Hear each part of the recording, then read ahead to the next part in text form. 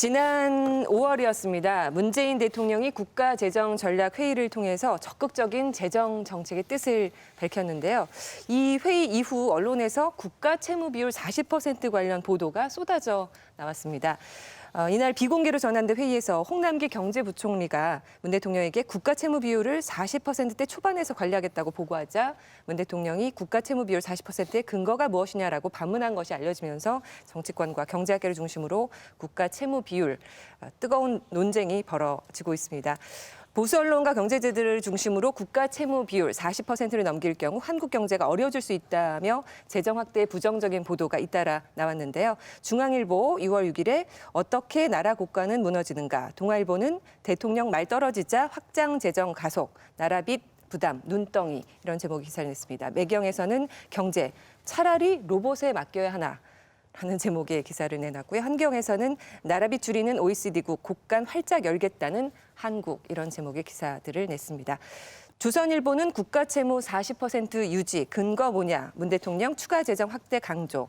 한국경제에서는 적정 국가채무 비율 40%는 근거 뭐냐, 문 기재부의 재정 확대 요구 논란이라는 기사를 냈고요. 서울경제에서는 국가채무 마지노선 40%로 봐, 문 근거가 뭐냐, 미는 107%인데 이런 제목의 기사를 내놨습니다. 저널리즘 토크쇼 제2에서 이 재정 관련된 보도들 자세히 들여다보는 시간, 팩트체크해보는 시간 마련해봤습니다. 먼저 하 교수님, 국가채무 비율, 국가채무에 대한 개념 정리부터 해주시죠. 예, 그러니까 나라 살림이라는 게 기본적으로 이제 세금을 걷어서 쓰는 거잖아요. 근데 세금을 거둔 것보다 뭐 더 많이 쓰고 싶을 때가 있어요. 그리고 경기가 안 좋거나 그러면 사실 세금 많이 못 걷지 않습니까? 그럴 때 그 차이를 어디선가 메꿔야 되는데 그거를 이제 그 빚으로 메꾸는 거죠. 그래서 뭐 시장에서 빌리고요. 그다음에 여의치 않으면 또 외국에서 빌리기도 하고 이렇게 해서 그 빌린 돈이 있는데 그게 이제 계속 쌓이면 그게 이제 국가 채무가 되는 거죠. 그래서 예를 들어서 뭐 우리 살림이 연봉이 1억인 사람이 뭐 빚이 5천만 원이다 그러면 채무 비율이 뭐 50%라고 할 수 있잖아요. 그것처럼 나라의 총 생산, 그러니까 뭐 국내 총 생산 이거 대비 쌓인 빚의 그 비율이 이제 국가 채무 비율이다. 이렇게 얘기할 수가 있는데요. 여기서 국가 채무라는 게 이제 도대체 뭐냐? 이거는 명시적으로 국가가 원리금을 지급해야 되는 그런 겁니다. 그러니까 나라가 사실 국민들한테 줘야 되는 거는 굉장히 많거든요. 복지도 있고 이거 뭐 사실 뭐 여러 가지 사회 안전망도 있고 많이 있는데 그런 것 중에서 명시적으로 뭐 몇 월 며칠까지 얼마를 원리금을 줘야 된다. 이제 그런 것들을 모아가지고 이제 GDP하고 이렇게 비율을 내보면 이제 그게 국가 채무 비율이라고 할 수 있는 거죠. 그래서 일반 정부 뭐 국가 채무 비율 이걸 많이 쓰는데요. 그래서 중앙 정부가 있고요, 또 지방 정부가 있고 이런 것들의 이제 빚을 다 합친 겁니다. 예. 국가 채무 비율. 예. 문 대통령도 물어봤지만 국가 채무 비율 40%의 근거가 무엇이냐 좀 면밀히 살펴봐라 뭐 이런 주문을 했는데 누가 정한 거고 예, 근거는 어디에 있는 건가요? 예. 사실 아무런 근거가 없습니다. 그러니까 예를 들어서 뭐 우리 살림이 뭐 1억인데 뭐 5천만 원 빚을 냈다. 근데 매년 예를 들어서 10%씩 소득이 늘어나요. 그러면 이제 내년이면 이제 1억 1천이잖아요. 그럼 지금 빚 가만 놔두면 1억 1,000분의 5천에서 이제 채무 비율 줄어들잖아요. 네. 그러면 채무를 늘릴 여지는 또 늘어나는 거거든요. 네. 그러니까 뭐 그만큼 채무를 늘려도 되는데 또 그 비율이 예를 들어서 그럼 50%는 너무 많은 거 아니냐, 뭐 60%가 뭐 너무 많은 거 아니냐 이런 얘기를 할 때는 사실은 이 한번 이자 나가는 거하고 그다음에 소득 들어오는 걸 한번 비교를 해볼 필요가 있어요.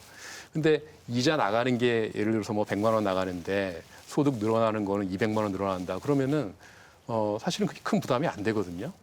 그리고 이 국가 채무 비율이라는 게 재밌는 게 뭐냐면 빚을 내면 낼수록 돈을 버는 경우가 있어요. 그러니까 금리가 마이너스일 때 그렇거든요. 지금 독일이 국채 금리가 마이너스예요. 그러니까 유통시장에서 이제 그 얘기는 뭐냐면 빚을 내면은 계속 수입이 들어온다는 얘기죠.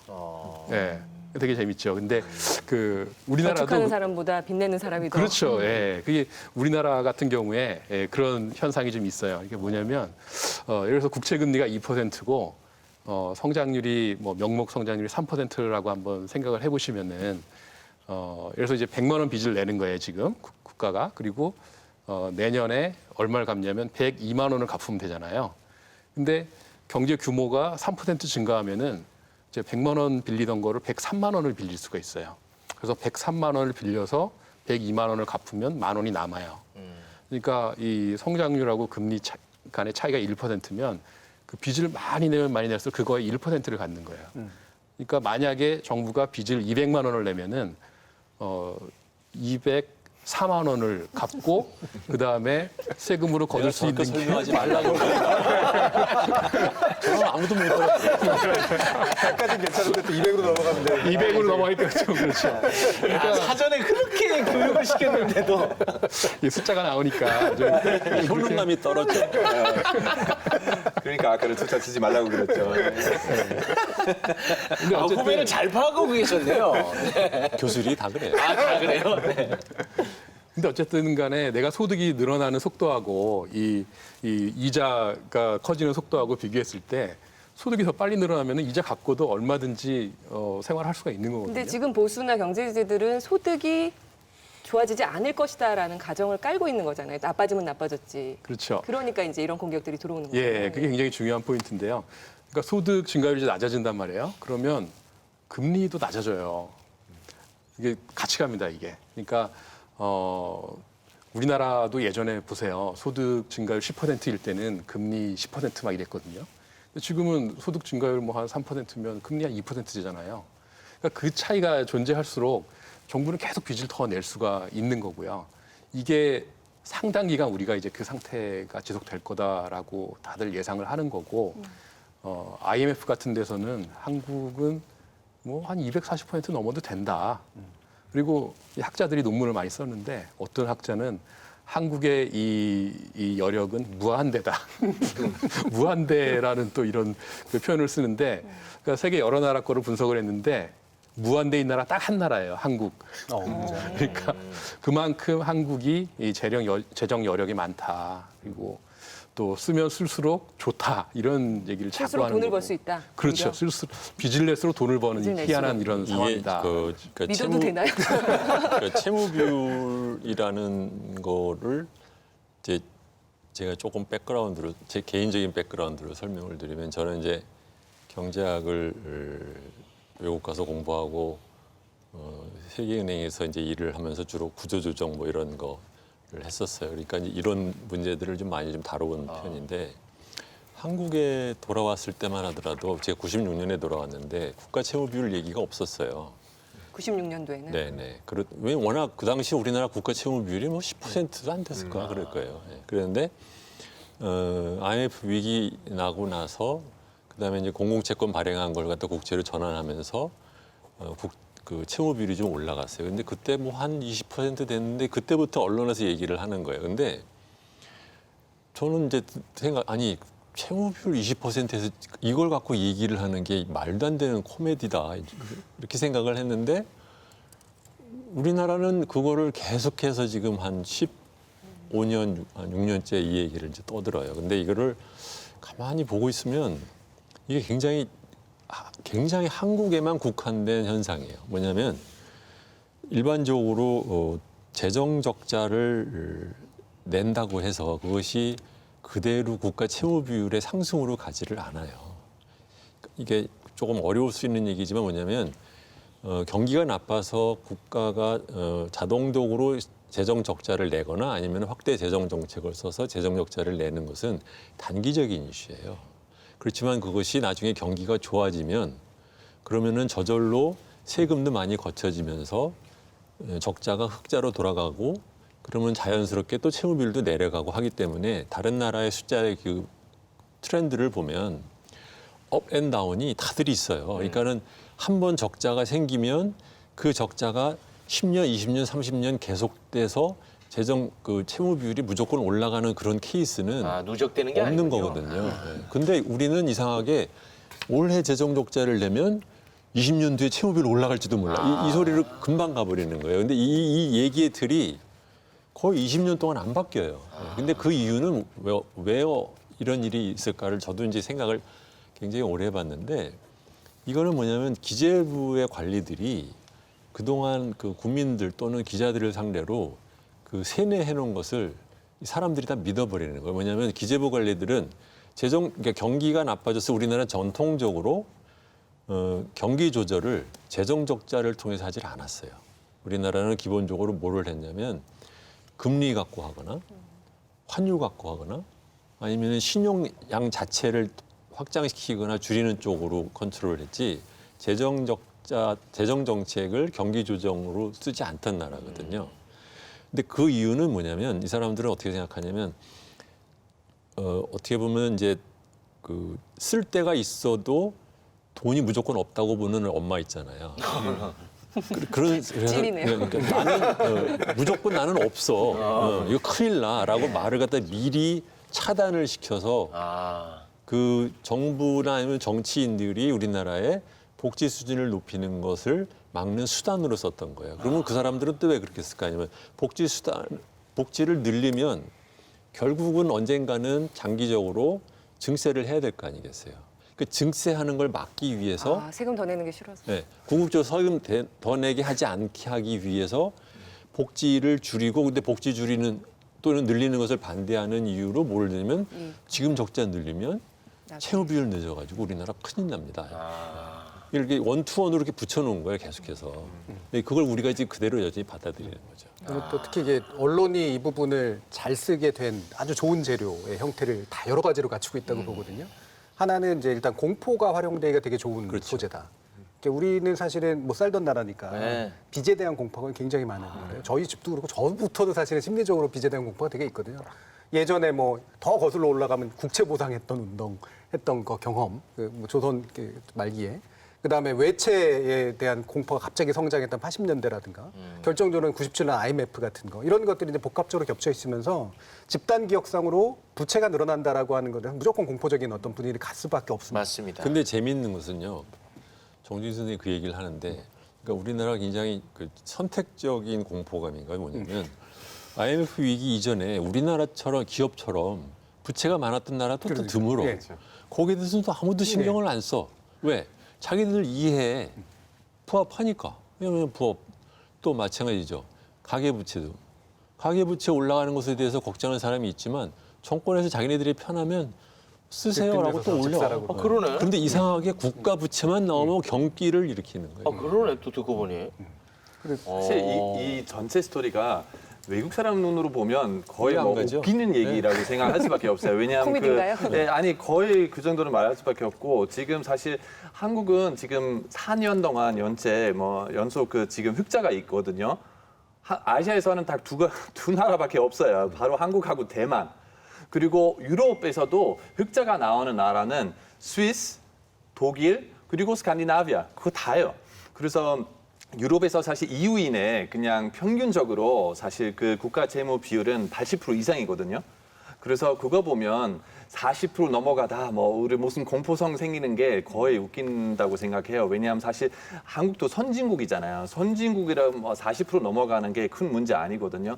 옛날에 아마 아직도 방금 말씀하셨던 것처럼 약간 옛날부터 해나왔던 어떤 이런 그 마지노선인 것 같아요. 왜냐하면 선진국 안 되는 나라는 40% 어느 정도 그 마지노선이라고 생각할 수 있는데 근데 선진국이라면 60%만 넘어가지 않으면 아무 문제 없고 그리고 월드뱅크 말씀했는 게 77% 동안 77% 되면 이런 거 몇 년 동안 있으면 그때부터는 문제 생길 수 있는데 그 이하는 거의 문제 없다고 생각할 수 있어요. 그래서 지금 40% 넘어갈 건지 안 넘어갈 건지 이거 한국 같은 나라한테 아무 문제 없습니다.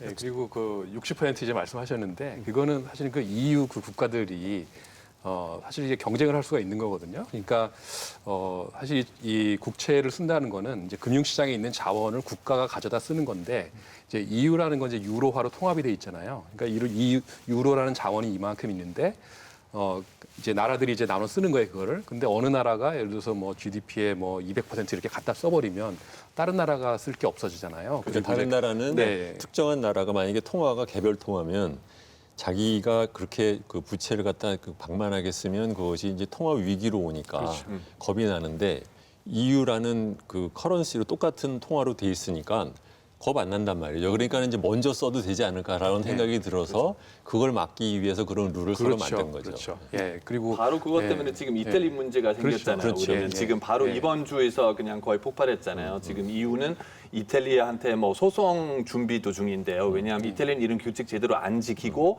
원래는 좀 줄여야 되는데요. 근데 그 대신 우리는 더 많은 투자하고 세금 좀 줄이려고 거기 정부가 그렇게 말씀했기 때문에 이유는 그거는 안 된다. 너희를 좀 줄여야 된다. 근데 거기는 우리는 132%나 그 정도 됐거든요. 그래서 이탈리아가요? 이거는 이탈리아에서는 그래서 거기는 국가 채무 비율이는 뭐 132%, 134% 정도 되면 거기는 진짜 문제 있잖아요. 근데 우리는 뭐 40% 넘어가는 게 완전히 색다른 이야기잖아요. 그렇죠. 선진국이라면 한 60% 정도. 근데 그거 선도 이제 그보다 훨씬 많이 쓸 수 있죠. 그리고 한국이 만약에 예. 유로화를 쓴다 그러면 60% 정도에서 멈추는 게 좋은데 한국 원화를 쓰지 않습니까? 그리고 국채를 원화로 발행을 하지 않습니까? 그래서 그런 기준으로 본다면은 뭐 사실은 이제 외국 돈을 빌려 쓰는 거가 아니라면 이제 충분히 뭐 여력 국내 되는데. 금융시장이 허용하는 한 늘릴 수가 있는 거죠. 그리고 늘리다가 보면은 뭐 처음에 이제 만약 무리가 온다 그러면 금리가 오를 거고요. 그 다음에 또 뭐 무리가 오면은 뭐 환율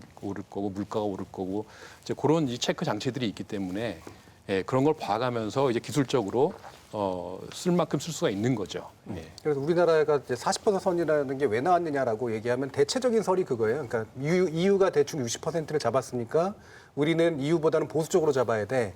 해서 한 40% 정도 선으로 잡는 게 맞다라고 하는 게 그냥 관습처럼 된 형태라고 하는데 그게 사후적인 합리화. 예, 사후적인 게 아니에요. 사실도 아닌 것 같고요. 그렇죠. 그러니까 유럽은 또 굉장히 다른 맥락에서 말 그대로 이제 회원국 간의 뭔가를 조절하기 위한 어떤 방편으로 썼던 거를 그대로 가져와서 해설하는 것도 일단 문제고 저는 사실 궁극적인 문제는 기준을 잡는 것 자체가 문제라는 생각이 들어요. 기준을 잡으려면 뭔가 이렇게 확고한 토대를 가지고 잡아줘야 되는데 그런 거 없이 기준을 선을 긋는 건 성기는 권력이거든요. 상당히 많은 부분에서. 우리 어렸을 때 왜 짝꿍하고 손긋기 하는 식의 싸움을 하듯이 선을 긋는 자가 권력을 주게 돼요. 그러면 이 선을 넘어서게 되면 잘못하는 것들을 판별할 수 있게 되니까 이 선을 긋기 위한 어떤 권력을 위한 자기의 말이 힘을 갖도록 만들기 위한 그런 도구로 이제 쓰이는 장치가 됐다는 거죠. 이제 기재부 관료들이 정치인을 상대로 자기들이 그 말하자면 예산권과 그 재정 정책에서 주도권을 쥐기 위한 수단으로 그렇죠. 겁을 주는 애비 이거 건드리면 안 돼 이렇게 쓰는 데다 쓰는 거예요. 그리고 추가적으로 예를 들어서 바로 우리 옆에는 일본이 있잖아요. 그래서 일본에서는 250% 이상이거든요. 그 국가 재무 비율은. 근데 나라는 별로 문제 안 생기는 것 같아요. 왜냐? 이거는 대부분 자기 국민들한테 빌리는 돈이니까 해외에서 빌리는 돈 아니고 근데 예를 들어서 2015년 유크레인 한 40% 정도만이었거든요. 거기는 IMF 도와줄 수밖에 없었어요. 그래서 여기는 250%인데 문제 아무 문제 없고 여기는 40%밖에 안 되는데 왜 유크레인 거의 망했어요? 왜냐하면 옆에 있는 러시아한테 돈 빌렸으니까. 근데 러시아 관계는 관계가 안 좋아졌기 때문에 갑자기 러시아는 돈 돌려줘라. 근데 갑작스럽게 돈 돌려줘라고 말했으니까 그때는 갑자기 돈이 없었고 그래서 IMF 도와줄 수밖에 없었어요. 그래서 이 비율 자체는 숫자만 집중하면 절대 안 되고 이 돈 어디서 왔는지 그것도 아주 중요한 거예요, 사실. 그런 그렇죠. 면에서는 예, 예, 건전하다고 볼 수 예, 있나요? 국가 경제를 뭐 예를 들어서 하나의 가족이라고 생각을 하면 아빠가 엄마한테 돈을 빌리는 셈이거든요. 그러니까 뭐 아빠가 엄마한테 돈을 많이 빌리면 그럼 뭐 후대가 뭐 부담 아니냐 이러는데 그럼 자식들이 또 채권 채무를 다 가져가요 나중에. 그럼 결국은 국가 경제 안에서는 사실은 적자 극자가 다 상쇄가 되는 그런 상황인데 근데 사실 이거를 마치 이제 다른 가족한테 빌리는 것처럼 꼭 생각을 하는 거예요. 그러니까 우리나라가 지금 대외 채무가 그러니까 네트로 따졌을 때 플러스거든요. 그러니까 대외 채권국인데 그래서 우리나라 외국 돈에 의존하는 것도 아니거든요. 그렇기 때문에 우리가 지금 늘려서 뭐 금융시장에 있는 돈을 갖다 쓴다 하더라도 그게 국내 사람들한테는 또 자산을 주는 그런 형식이 되는 거거든요. 그러니까 이게 뭐냐면 국가의 빚은 민간의 자산이 되는 이런 상황이에요. 근데 지금 민간이 원하는 게 자산이에요. 그러니까 안전자산을 원해요. 나 이제 노후 대비가 필요하고 앞으로 돈 많이 쓸 것 같아요. 그러니까 계속 쌓아놓고 싶은데 지금 자산이 없는 거예요. 그러니까 부동산밖에. 그러니까 부동산을 자꾸 사는데 부동산은 사실은 안전하다고 볼 수는 없죠. 길게 보면요. 그죠? 그러니까 이제 뭔가 안전한 걸 국가가 제공해 줘야 되는데 국가가 제공을 안 하고 있는 거죠, 지금은. 예. 제가 그럼 궁금한 게요. 지금 국가 채무 비율 모든 언론에 지금 도배가 되고 있지 않습니까? 이게 뭐 지난 정부에서도 국가 채무 비율에 대해서 언론이 많이 관심은 가졌던 거죠? 지금의 특수성이 있는 건 아닌 거죠? 언론이 언급을 하지 않은 건 아니지만 네. 지금처럼까지 하지는 않았죠. 근데 이제 보시면 지금 말씀하셔서 그런데 박재환 씨가 그 경제부총리 할 때 2012년 당시에 그때 뭐라 그랬냐면 국회 가가지고 우리나라의 적정 채무 비율 30%라 그랬어요. 30%를 맞춰야 된다. 중장기 계획에 이렇게 한다. 근데 지금 예를 들어서 뭐 한 34%인데 앞으로 흑자 재정을 내 가지고 30%를 맞추겠다 그랬거든요. 그러니까 무슨 말이냐? 그러니까 30을 넘어가면 30이라고 말하고 40을 넘어가면 40이라고 말하고 그냥 말하자면 어떻게 하면 뭐가 줄여서 됐든 간에 이게 줄여서 말하려고 하는 그 논리로만 쓰는 거예요. 그러니까. 그리고 이게 지금 정세진 씨가 지금 진행자로서 어디서 들어가야 될지를 몰라가지고 헷갈릴 것 같아서 그러는데 아까 그 말씀도 하셨잖아요. 중요한 얘기를 슬쩍 넘어가셨는데 뭐냐면 그래서 사실 재정 적자가 되게 어려워서 그래요. 뭐냐면 하나 우리나라는 사람들은 다들 지금 우리나라가 재정 적자를 나고 있다고 생각을 해요. 근데 지금 흑자 냈다고 얘기했죠. 그럼 무슨 말이냐? 국제 기준으로 치면 우리나라는 재정 흑자인 나라예요. 다들 그걸 소위 말하는 통합 재정 수지라고 말하는 건데 그것은 이제 사회복지기금에 의한 것까지 다 포함해서 계산을 해요. 다른 나라들도 다 그렇게 해요. 그렇게 하면 우리나라는 지금까지 지난 한 20년에 걸쳐서 평균적으로 흑자를 거의 GDP의 2%에서 3% 사이로 꾸준하게 냈어요. 그런데 그렇게 말하면 돈도 써도 되겠네라는 소리 나올 거 아니에요. 그러니까는 뭘 했냐면 사회복지기금 빼고 계산합시다. 그래서 연계금이나 이런 것들. 그래서 관리재정 수지라는 거를 계산해서 요거만 계산하면 우리 적자예요. 돈 쓸 거 없어요.라고 또 국민한테 맨날 또 얘기를 해왔어요. 그러니까는 이게 외국 통계를 보는 사람은 한국 언론을 보고 있으면 뭔 소리지? IMF면 뭐 OECD면 통계 시청자분들 혹시 관심 있으시면 그 사람들 홈페이지 가서 보세요. 우리나라는 흑자로 나와요. 통계가 계속해서. 근데 왜 우리만 적자라고 그래?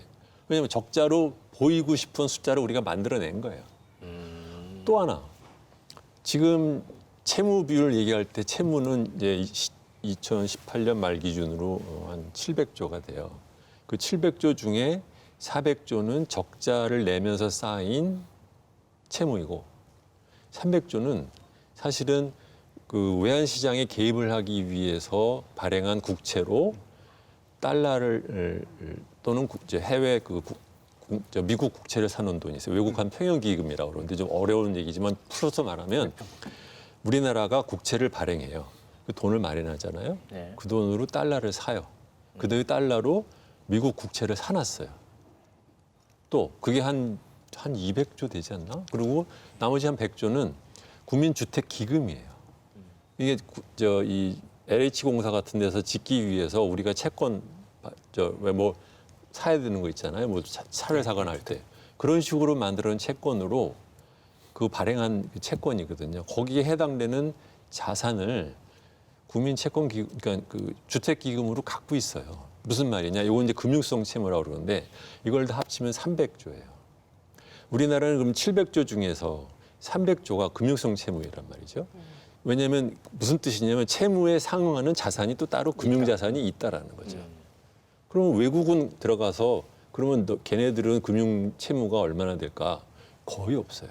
그 사람들은 예를 들면 700조면 그 700조가 거의 다 적자성 채무야. 그러니까 실제로 외국 기준으로 계산을 해보면 적자성 채무만 계산해보면 사실은 400조이지 700조가 아니에요. 그러면 채무 비율도 마찬가지로 40%가 아니라 한 22, 3%인 거예요.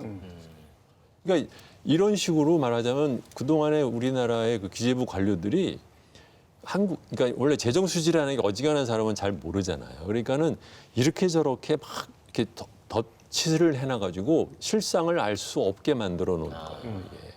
근데 그러고 나서 지금 와서 뭐 말하면은 맨날 지금도 그러니까는 원래대로 다시 돌아옵시다. 그래서 지금 채무와 재정 적자를 그래서 제가 분리를 시켜야 된다고 얘기했잖아요. 무슨 말이냐? 경기가 일시적으로 안 좋아서 거기에 대해서 경기 부양을 하기 위해서 재정 적자를 일으키고 재정 확대를 한다고 해서 그것이 장기적으로 채무 비율이 꼭 올라가는 것이 아닌데 우리는 그런 것처럼 얘기를 하는 것 하나. 네. 두 번째로는 아까 하준경 교수가 말한 것처럼 국채라는 것에는 부채의 성격도 있지만 전체 자산의 성격도 있다는 거예요. 왜냐하면 부채를 발행한 것을 갖고 있는 사람이 국민이잖아요. 네. 그렇죠? 네. 그러니까 그러니까 국가로는 부채지만 국민한테는 자산인 아주 독특한 성격의 재산이라는 거. 네. 네. 세 번째로는 지금 흑자라는 문제. 통합 수준이 치면 우리나라가 흑자라는 문제. 이런 거 하나씩 겹치다 보면 이게 지금 우리가 왜 이 얘기를 하고 있는 거지? 이라는 소리가 나오는 거예요. 경기 상황이 안 좋으니까 돈 써도 되는 거 아니야? 이렇게 얘기가 나와야 되는데 그렇죠. 반대로 나온다. 네. 목적이 상실된 거죠. 그러니까 이 판단을 하려면 우리가 지금 재정 투입이 필요한 경제 상황인지, 그다음에 그 재정을 투입을 할 만한 여건이 되는지 이런 것들이 이제 논리적으로 쭉 풀어나가줘야 되는데 갑자기 기준선이 퍽 하고 등장하면서 빚 더디자는 얘기하러 끝나버린 이런 상태라는 거죠. 제가 여기서 저 배운 거를 딴 데서 여기 써먹는 재미로 여기 오거든요. 근데 전혀 지금 써먹을 수가 없는 상황이에요. 좀 쉽게 그 꼬마 아이들한테 설명하듯이 좀 부탁 좀 드리겠습니다. 예, 알겠습니다. 네. 네. 사실 제가 많이 예를 드는 게 이제 바나나인데 바나나 좋아하시죠? 바나나. 네, 우리가 이제 바나나를 생산을 해요. 네. 근데 중요한 게 뭐냐면 바나나 생산한 만큼 사람들이 먹어줘야지 이제 경제가 돌아가는 거잖아요. 불길한데. 근데 지금 문제가 뭐냐면 이 가게가 이걸 안 먹으려고 그래요. 이제 노후 대비로 이걸 자꾸 쌓아놓으려고 하고, 그다음에 기업도 지금 뭐 굉장히 저축을 많이 해요. 그리고 이 또 투자 이 비용이 낮아져가지고 이걸 별로 안 쓰려고 그래요. 그래서 또 바나나를 쌓아놓으려고 그래요. 네. 저축 과잉이 일어나고. 네, 그렇죠. 과잉 저축. 그래서 바나나가 막 쌓여요. 네. 그럼 이걸 누가 먹어주나요? 정부가 먹어줘야 된다 이거죠. 정부가 먹어줘요. 그렇죠. 정부가 이거를 먹는데 그냥 가져다가 먹으면 세금으로 이제 가져다 먹는 거고. 그렇지. 이거를 야 그냥 가져가기 미안하니까 우리 채권 줄게. 그래서 국채를 주고 네. 이제 가져다가 정부가 먹든지 아니면 공무원들한테 이거 국민들 나눠주세요 하고 주든지 어떻게든 쓰는 거죠. 네. 예, 그렇게 하면 우리가 생산한 바나나가 다 이제 소비가 되는 거죠. 네. 예, 그렇게 되면 경제가 돌아가는 거죠. 그렇죠, 그래서. 그렇죠. 근데 이걸 만약에 정부가 나도 흑자 원해. 그러니까 나를 안 먹어. 그러면 이제 썩는 거죠. 바나나 한쪽에서. 그러네. 썩어가면 이제 그다음부터 야, 우리 썩는 바나나를 왜 생산해? 그리고 이제 고용도 안 하고 생산도 안 하고 계속 축소가 되는 거죠. 그러면 경제가 이제 어떻게 돼요? 쪼그라드는 거죠. 저게 바로 30년대 케인즈 할아버지가 했던 얘기를 표현해서 그렇죠, 뭐 쏙쏙 들어오는데요. 그렇죠, 그렇죠. 민간에서 투자에 비해서 그러니까 투자 의욕이 떨어져서 저축이 과잉이 되면 그러면은 경기가 나빠지게 되어 있는데 그때 정부마저 나는 그냥 균형 재정할 거라고 있으면 네. 그러면 경기는 계속해서 더 나빠진다. 근데 그러지 말고 그럴 때는 정부가 적절하게 들어가서 재정 적자를 일으켜서 그것을 갖고 소비하는 데 써서 전체적인 총수요를 유지하는 것이 장기적으로는 훨씬 경제 안정에 도움이 좋다. 된다. 그 말을 갖다 이제 바나나로 얘기해요. 네, 이렇게 그렇죠. 말씀하세요. 예, 그러니까 지금 여태까지 우리가 이걸 어떻게 해결했냐면 이 바나나 빌리는 거 싸게 해줄게. 그러니까 금리 낮춰가지고 바나나 계속 빌리게 하는 거예요. 그럼 이제 가게가 이걸 빌려다가 집을 사는 거예요. 그러니까 이제 집주인 또는 땅 주인한테 이걸 주는데 그럼 땅 주인은 그걸 가지고 또 다른 땅을 사고요. 그럼 이제 그걸 그 사람들이 또 남으면은 이거 가지고 이제 또 뭐 사치품을 쓰기도 하고 이런 식으로 어떻게 보면 좀 낭비되는 식으로 이렇게 되는 거죠. 그래서 한쪽에서는 이게 쌓여서 좀 낭비되고 다른 쪽에서는 또 그걸 못 먹어서 이렇게 굶고 이런 좀 경제 문제가 생겼던 거고요. 이제 이거를 우리가 2008년 글로벌 금융위기 이후에 모든 나라가 다 경험을 한 거예요. 그래서 야 우리가 금리 낮춰가지고 빌려주니까 부작용이 너무 많더라. 그리고 예를 들어서 뭐 망해야 될 기업도 안 망하고. 또 괜히 자산 가격 또는 부동산 가격만 오르고 그래서 뭐 양극화만 심화되고 안 좋다. 그러니까 우리 이거를 차라리 정부가 갖다가 좀 잘 써보는 게 어떻겠느냐. 그게 요즘에 전 세계에서 이제 많이 나오는 논의예요. 예, 그래서 이게 사실은 우리나라에 굉장히 필요한 얘기고요. 그래서 이게 우리가 잘 생각을 해보면 사람들이 뭘 원하는가. 우리가 바나나를 먹기를 원하는 사람이 있고 그다음에 나는 지금 나 이걸 쌓아놓고 나중에 먹고 싶어 이런 사람이 있거든요. 나중에 먹고 싶어 하는 사람한테는 채권을 주면 돼요. 그러니까 채권을 원하는 사람한테 채권을 주고 바나나를 원하는 사람 바나나를 주고 그걸 할 수 있는 게 바로 정부라는 거죠. 괜찮네. 쏙쏙 들어오네요, 진짜. 네. 진심이세요? 진심이에요. 진심으로 진심이에요. 오케이 인정. 바나나로 끝났어. 그러니까 바나나를 예를 드는 게 뭐냐면 우리 생각해 보세요. 서비스 이런 게 다 지금 소비 안 하면 없어져요. 우리 머리 이거 아까 하셨잖아요. 이거 지금 안 했으면 그 서비스 없는 거잖아요. 그죠? 그게 무슨 말이냐. 실업 상태가 계속해서 장기적으로 유지되면 내가 실업 상태에서 일 안 하는 것만큼은 그 아웃풋은 그 생산물은 사라지는 거예요. 생산도 안 되고 없어지는 거예요. 그러니까 국가 빚이라는 단어를 쓰니까 일단 빚에 대한 부정적 이미지 때문에 여기 더 이상 나가지 못했는데 그렇게 생각을 하면 안 되겠네. 빚이라는 단어에 그렇죠. 대해서. 그리고 적자도 그래요. 적자도 네. 생각해 보세요. 뭐 민간 뭐 기업이나 가게가 다 흑자를 보겠다고 하는데 그러면 누군가가 적자를 안 보면 이게 안 되거든요. 흑자 그렇죠. 플러스 적자는 이제 딱 상세가 돼야 되니까. 근데 정부가 나 적자 싫어 이래 버리면 균형이 안 되는 거죠. 그러니까 결국은 그 그럼 남는 걸 국민들이 어떻게 더 해야 어려워진다. 그러니까 지금까지는 이 남는 걸 외국에다 보냈어요. 외국에 투자하고 이렇게 했는데 이게 뭐 수익률이 높을 때는 괜찮은데 언제까지 이렇게 이제 우리 내수를 줄이고 자꾸 외국에만 투자할 건가 이것도 한번 생각해 봐야죠. 이 문재인 대통령이 일단 뭐 재정의 과감한 역할이 어느 때보다 요구되는 시점이다. 경기가 안 좋으니까 이런 이야기를 하면서 이 논란이 시작이 됐는데 결국 국가 채무 비율의 숫자 논란만이 그렇죠. 남게 됐습니다. 그 사안의 본질을 좀 제대로 짚은 언론 보도로 국민일보의 기사를 주 대표님이 좀 네. 꼽아주셨는데요. 어떤 면이 그렇게 괜찮은지 제가 일단 읽어드릴게요. 네, 네. 국가 채무 40% 논란, 빚 늘려 쓴 돈 성장 이어질지가 핵심이란 제목의 기사입니다. 보수 진영은 특수성을 강조한다. 빠른 고령화, 취약한 연금 구조, 둔화되는 성장률이 그것이다. 가만히 있어도 미래에 나라 빚이 폭증하기 때문에 현재 수준을 유지하자는 것이다. 반면 진보 진영은 여력이 있을 때 돈을 써서 뿌리를 뽑아야 한다고 본다. 국가 채무 비율은 GDP를 기준으로 한다. GDP가 커지면 빚의 총량이 늘어나도 국가 채무 비율을 낮출 수 있다. 경제협력개발기구 OECD는 2016년에 주요 국가가 재정을 현재와 비교해 GDP 대비 0.5%를 매년 꾸준히 더 써야 한다고 제안했다. 결국 정부가 나라 빚을 더 늘린다면 두 가지가 쟁점이다. 재정 지출의 총량을 늘려 쓴 돈이 성장으로 이어져야 한다. 지출의 질 문제가 뒤따라올 수밖에 없다. 정부는 나라 돈을 크게 양극화해소와 성장률 제고에 투입할 예정이다. 일시적 재정 건전성 악화를 버틸 체력을 닦는 것도 중요하다. 확장적 재정 정책이 성장으로 이어지는 과정에서 국가 채무 비율이 급증할 수 있다. 이때 더 나라 빚을 늘리지 않도록 수입이 안정적이어야 한다. 증세 논의가 불가피한 것이다. 이런 기사였습니다. 좀 네, 좋은 점들을 짚어주시죠. 네, 그러니까 그 중요한 것은 재정 적자를 이제 같은 재정 적자를 내도 만약에 이것이 그 사후적으로 경제 성장률을 올리는 데 도움이 되지 않은 쪽으로 또 비효율적으로 쓰인다고 하면 같은 적자를 냈어도 장기적으로는 안 좋은 거죠. 네. 그런데 만약에 이 돈을 빌려서 지출을 함으로써 단기적인 경기 부양도 하지만 플러스 그 돈이 사후적으로 장기적인 경제 성장 기반을 늘리는 데 쓰면 꼭 먹고 알 먹고가 되는 그렇죠. 거예요. 그러니까 중요한 것은 40%의 비율이 중요한 게 아니라 이 돈을 얼마만큼 적절한 데 쓰느냐. 거기에 따라서 우리가 어떻게 앞으로 경제가 나갈까.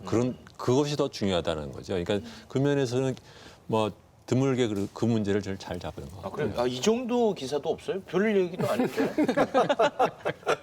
미리 알았었어요. 얘기 들어보니까 뭐 이렇게 뭐 대단한 그러니까 얘기도 아닌데. 최욱 씨는 못 알아들으면 우리한테 짜증내고 알아들으면 별거 아니네 그러고 어쩌랍니까? 조금 알아들은 거는 막 써먹고.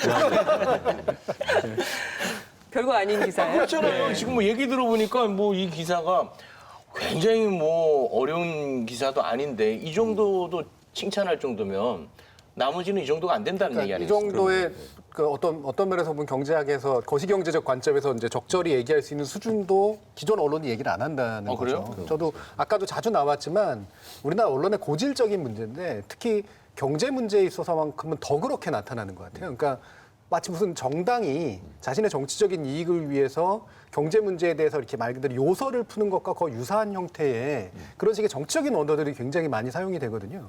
결국에는 말 그대로 경제 상황을 진단해서 경제 정책에 대한 뭔가 제대로 된 훈수를 두려고 하는 것인지 아니면 이 경제 상황을 자신의 의도대로 이끌어가서 자신이 원하는 정치적 이익을 얻기 위한 것인지가 불분명한 상태에 빠져 있다는 거고요. 저는 후자 쪽에 훨씬 가까운 것 같아요. 우리나라의 뭐 표현하기에 따라서 뭐 기득권층이랄 수도 있고 자산가층이랄 수도 있고 아니면은 경제 권력을 갖고 있는 사람들이 제일 싫어하는 게 무슨 경우를 통해서든 간에 증세가 되는 걸 싫어하는 거예요. 그러니까 증세가 될 수 있는 길목을 미리미리 차단하는데 우리나라의 언론을 굉장히 많이 써요.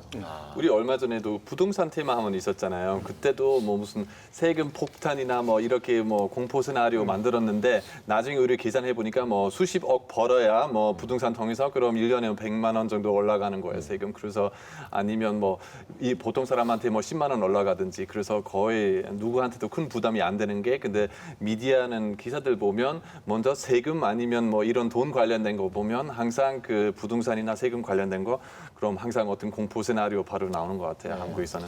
근데 이제 사실 잘 따져보면은 국채를 썼다고 해서 꼭 세금을 올려야 되는 건 아니에요. 그러니까 뭐 학자들이 많이 연구를 했는데 어느 순간까지는 국채를 쓰면 쓸수록 세금 부담이 줄어드는 그런 경우가 있어요. 그러니까 아까 뭐 말씀드렸듯이 그 뭐 마이너스 금리 같은 상황 있잖아요. 국채를 쓰면 쓸수록 재정이 좋아지는 거예요.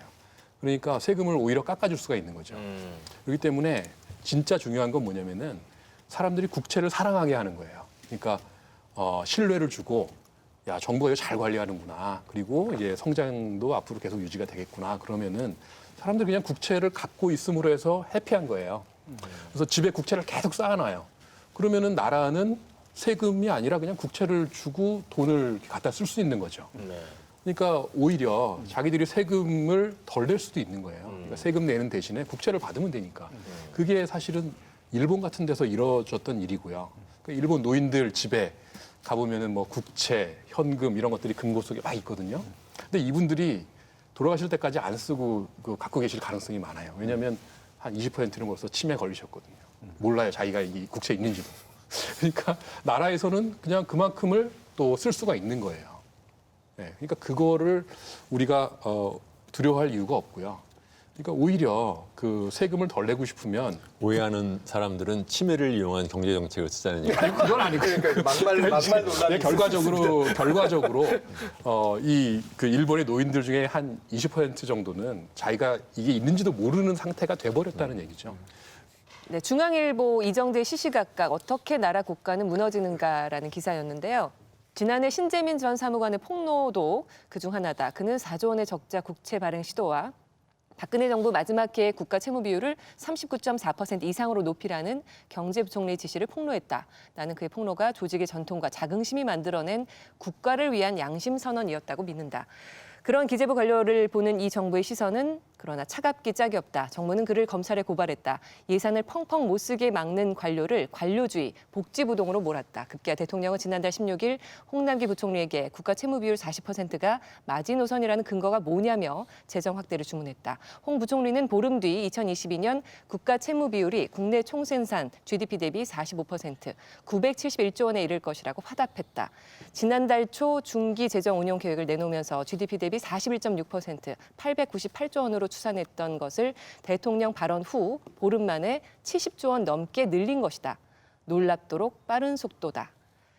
국고지기의 자긍심이 무너지면 나라 국간도 무너진다. 홍 부총리는 그러지 말아야 했다. 대통령에게 되레 이렇게 말했어야 했다. 수출이 줄고 성장이 둔화하고 있으며 세금은 덜 거치고 저출산 고령화 속도는 빠르다.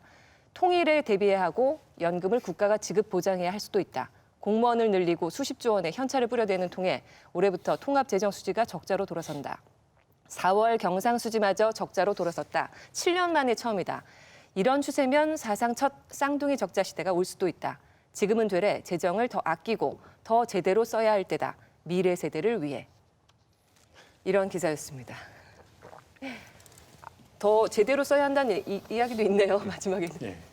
제대로 써야 하는 건 맞는데 근데 미래 세대를 위해 자꾸 이렇게 얘기를 하는데 이게 지금 돈을 안 쓴다는 건 뭐냐면은 뭐 우리 재화 서비스 이런 게 안 쓰면 없어지는 거라고 아까 말씀드렸잖아요. 네. 그러니까 바나나를 갖다가 국간에 이렇게 쌓아놓는 거예요. 바나나는 그만하시죠. 네, 근데 이 기사 내용만 생각해보세요. 2060년에 뭐 우리 후손이 이제 이거를 먹으려고 하는데 와보면 어떻겠어요? 다 썩어 있을 거 아니에요. 그렇지. 그렇죠?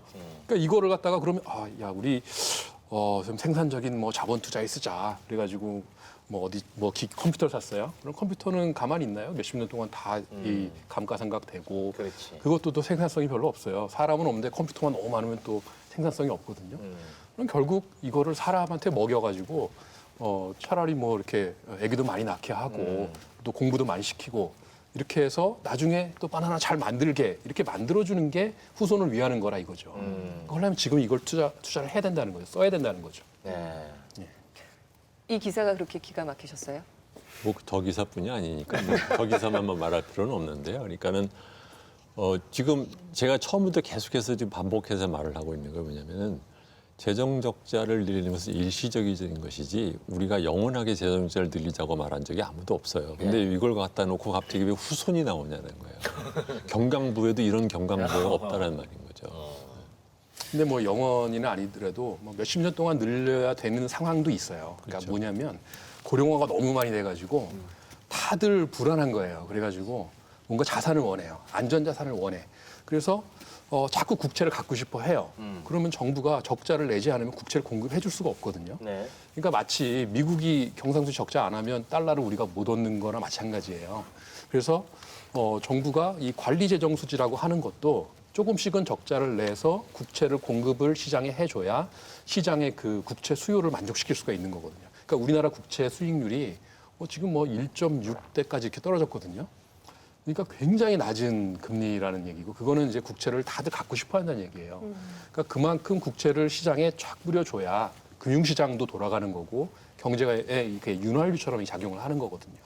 그것 때문에 지금 계속 나오는 얘기 어느 정도 어떤 경제적인 문제보다 거의 심리적인 문제인 것 예, 같아요. 예. 그래서 쉽게 말하면 사람들 좀 겁이 먹으니까 뭐 안 좋은 일이 생길까 봐 안 움직이는 게 제일 안전해요. 근데 안 움직이니까 사실 안 좋은 일이 생기는 것 같아요. 그래서 약간 이런 시나리오인 것 같아요. 그래서 그것 때문에 제일 안전하지 않은 게는 바로 지금 그냥 남아 있어요. 아마 어느 날 좋아질 거예요. 근데 스스로 좋아지는 게 거의 없잖아요, 세상에서는. 그래서 뭐가 해야 투자하든지 아니면 뭐 정책 바꾸든지 그 다음부터는 나아질 수 있죠. 그렇죠. 그게 이제 자기 실현적 예언이라는 건데 우리가 뭐 한 10몇 년 전부터 2000년대 중반부터 지금 가만히 있어도 고령화 때문에 앞으로 재정 부담이 굉장히 늘 것이다. 그러니까 지금부터 아껴야 된다. 이거를 10몇 년 전부터 그렇게 했고 그렇게 해서 안 써온 거예요, 여태까지. 그래서 우리가 얻은 게 뭐냐? 그 출산율 0.98 그리고 이 가계 부채 그리고 사람들 막 굉장히 극단적 선택들 많이 하고 이런 상황이거든요. 역동성이 굉장히 떨어져 그렇죠. 있죠. 그거를 우리가 10몇 년 전부터 좀 과감하게 좀 그런 도구마를 깨고 돈을 썼으면은 지금 훨씬 나아졌을 거다. 이렇게 얘기할 수 있죠. 동아일보 기사 하나 좀 읽어드릴게요. 동아일보 5월 31일 대통령 말 떨어지자 확장 재정 가속, 나라빚 부담 눈덩이라는 제목의 기사였습니다. 홍남기 국가 채무 비율 45% 언급, 2022년 957조, 최대 276조 늘어, 정부 지출 증가로 재정 안정 빨간불이라는 소제목이 달렸고요. 홍남기 경제부총리 겸 기획재정부 장관이 30일 국가 채무 비율이 2, 3년 내에 45% 선에 이를 것이라고 언급한 건 정부와 여당의 확장 재정 기조가 기존 예상을 웃돌 수 있음을 보여준다. 특히 내년 총선을 앞두고 정치권에서 지역 민원성 사회간접자본 SOC 사업과 복지 지출 확대를 요구하고 있어서 미래 세대 부담이 크게 늘어날 것이라는 우려가 나온다. 네, 역시 미래 세대라는 단어가 또 등장합니다. 세대 갈등을 유도하고 있죠. 아는 거예요. 그러니까 소위 말하는 우리나라 사람들이 소위 말하는 과도한 책임 의식이 있다라는 그렇죠. 거를 알아가지고 자꾸 미래 세대 노래를 부르는 거예요. 그러니까 미래 세대가 우리가 국채를 많이 썼다 그러면 미래 세대를 좀 낳아야 미래 그러니까 세대가 있죠. 생각해보세요. 이 국채를 누가 가져가냐면 미래 세대가 물려받잖아요. 그리고 거기에 대해서 또 갚아야 될 의무도 같이 물려받는 거예요. 채권 채무 같이 물려받는데 그러니까 이런 거예요. 세금을 누가 내 미래 세대가 내겠죠. 그러면 이자는 누가 받아요? 또 미래 세대가 받겠죠. 그러니까 특히 이제 부자들이 이걸 많이 갖고 있으면 부자가 세금도 많이 낼 거 아니에요? 자기가 낸 세금으로 자기가 이자 받는 거예요. 그러니까 이걸 마치 미래 저게 세대가 지금 한 선생이 굉장히 쉽게 말해서 그럴듯하게 들리지만 사실은 굉장히 어려운 일이에요. 아주 쉽게 얘기해 주시려고 굉장히 오늘 노력을 올 때는 저 얘기는 안 하려고 했어. 왜냐하면 그러니까 그 경제학에 대해서 일반인이 갖고 있는 가장 큰 오해가 큰 분야가 제가 보기에는 국제 무역 정책에 관한 것이 하나가 있고 그다음에는 이 재정 적자와 국채에 관한 것이 있어요. 그러니까 국채가 한편으로는 채무지만 한편으로는 자산이라는 것이 갖고 있는 그 복합적인 의미를 일반 사람이 이해하기는 되게 어려워요. 그래서 그러네요. 전 예. 되도록이면 얘기를 잘 안 하려고 하는데 그렇지만 지금 그 말씀이 무슨 뜻이냐면 그게 사실은 아까 얘기한 케인즈에 해당되는 얘기랑 똑같아요. 말하면 국채라는 것이 늘어나면 사람들은 국채 채무라는 것을 생각하는데 그 채무를 갖고 있는 것이 또 민간. 민간 그 사람 국민이라는 것을 이 일반적인 상상용어로는 같이 이렇게 붙여서 얘기하기가 되게 어려워요. 네. 국가하고 동일시해 버리기 때문에 그런 거죠. 일반적으로. 그, 그래서 네. 지금 이 경제 기사를 딱 보시면 대통령 말 떨어지자 확장 재정 가속 나라빚보단 분당 눈덩 이런 식의 제목을 뽑는 것 자체가 너무나 감성적이잖아요. 그러니까요. 이 안에 정치적인 이익도 다 선정적인 들어가 있고 거예요. 대단히 선정적이죠. 근데 우리가 일반적으로 상식적으로 누구나 생각할 수 있는 건 경제 뉴스는 들으면 어렵잖아요. 네. 당연히 건조해요. 네. 건조할 수밖에 없고 네. 그다음에 대단히 심층적이어야만 할 수밖에 없는 이슈거든요. 근데 제가 이거를 뭐 양쪽으로 분석해 보지는 않았지만 우리나라 경제 뉴스는 정반대로 만들어져 있어요. 대단히 감성적이고 흥분돼 있고 맞아요. 공포가 많이 들어가 있고 이렇다. 거의 전형적으로 그래요. 그러니까 경제 뉴스가 절대 해서는 안 될 일을 경제 뉴스라는 이름으로 하고 있는 거예요. 왜 그럴까? 이게 정책 효과가 있기 때문에 하는 거거든요. 근데 이거는 약간 그 한국만 문제 아니라고 생각하고 사실 항상 약간 보수적인 미디어 아니면 보수적인 정부는 항상 어떤 공포감 많이 만들고 있어요. 그 왜냐하면 항상 사람들 두려워야 그럼 강한 리더 뭐 이거는 신문인지 아니면 정치가인지 우리만 너희들 살려줄 수 있어요. 이렇게 약한 진보적인 사람들, 이런 부드러운 사람들 너한테 도움이 될 수 없다. 지금 경제가 안 좋으니까 아니면 전쟁 날까봐 그래서 강한 리더가 있어야 돼요. 항상 똑같은 태도야. 그리고 미국에서도 트럼프도 똑같아요. 항상 어떤 공포성 만들고 뭐 지금 동유럽도 다 똑같아요.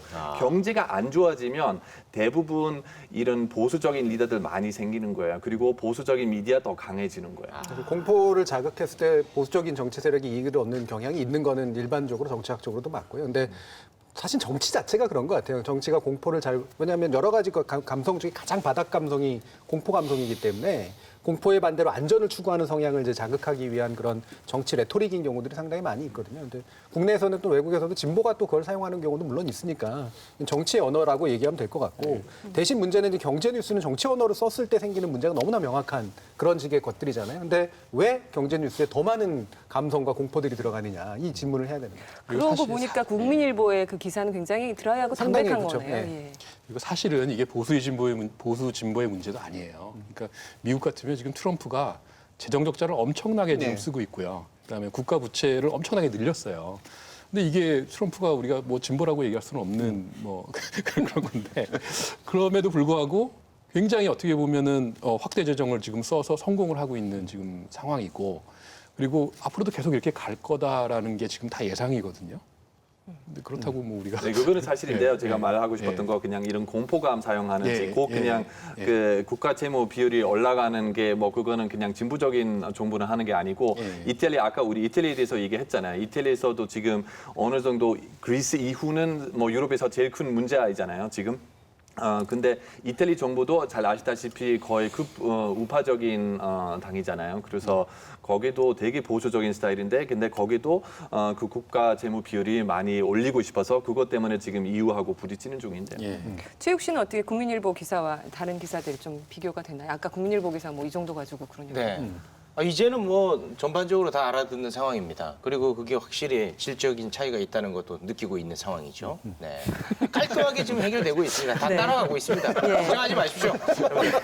이 다시 수치 논란으로 갈 수도 있는 부분인데 지난 5일에 한국은행이 뭐 국민계정 산정 기준론도 전 못 알아듣겠는데 2010년에서 2015년 기준으로 바꾸면서 국가 채무 비율 2018년도 국가 채무 비율이 기존에 38.2%였는데 35.9%로 낮아졌다. 또 이걸 가지고 이제 진보 매체와 또 보수 매체가 또 다르게 해석을 하고 나섰는데요.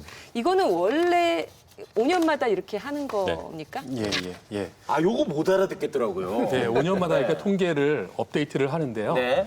근데 그 5년 동안 이제 통계 그 자료들이 있잖아요. 네. 그러니까 예를 들어서 뭐 그동안 우리가 행정 자료 이런 게 새로 생겼어요. 그래서 우리가 사실 GDP라는 게 그 추정치거든요. 우리가 뭐 모든 사람이 생산한 걸 다 이렇게 합산할 수는 없으니까. 그렇게 할 수 없구나. 네, 그러니까 표본 조사하고 뭐 이런 자료 저런 자료 이용하는 건데. 바나나 이야기 하셔야 돼요. 예, 그 5년 동안에 그러니까 이 구석에 있는 그 바나나도 셀 수 있는 어떤 그 새로운 통계가 나온 거예요. 행정 통계도 나오고. 그래서 보니까 그걸 이제 업데이트 해보니까 좀 늘었더라. 그리고 또 우리가 생산 활동이 여러 가지가 있는데 어떤 회사에서 자기가 쓸 뭐 소프트웨어를 개발을 하는 거예요. 근데 굉장히 이제 투자 행위죠. 그죠? 이게 소비라기보다 투자 행위인데 네. 여태까지 이걸 몰랐던 거예요. 근데 새로 조사를 해보니까 이런 행위들이 많이 있더라. 그래서 그걸 우리가 투자로 잡아요. 그러면은 또 GDP가 또 그만큼 올라가는 그런 것들도 있고요. 그러니까 GDP를 잡는 기준점들이 다 바뀐다는 거군요. 기준점도 바뀌고 또 뭐 더 새로 생긴 것도 생기고. 그렇죠. 업데이트도 되고 뭐 정부 기준에 맞추려고 뭐 한국 이런 건 그런 건 아니잖아요. 아니고 뭐 기존에 이제 그냥 없었던 거라고 생각했는데 사실은 알고 보니까 이게 생산적인 거였고 그 뭐. 기준 연도를 바꿨다고 예. 하지만 이게 사실은 90년까지 이제 소급해서 다시 계산을 해요. 그렇죠. 쭉 예, 계산을 하니까. 쭉 계산해서 옛날에 비해서 예를 들면은 옛날에는 뭐 3.3% 성장한 줄 알았는데 다시 계산하면 그때가 3.4%였던 거예요.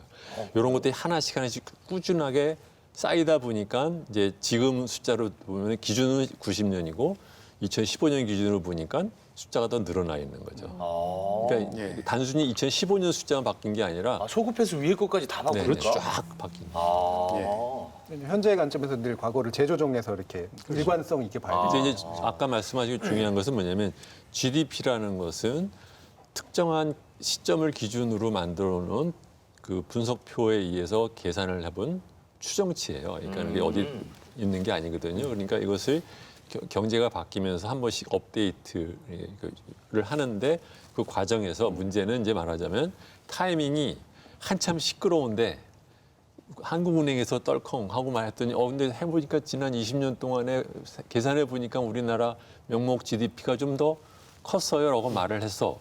말하고 보니까 그래 그러면은 비율로 치면 한 5% 내려가네. 부채 비율은 그렇죠. 또 확 떨어지게 그러니까 왜냐하면 쓸데없이 40% 갖고 싸우느라고 이슈가 된 것이지 예. 40%에 관심 없었으면 다른 나라 같았으면 그랬나 보다 하고 넘어갈 일이에요.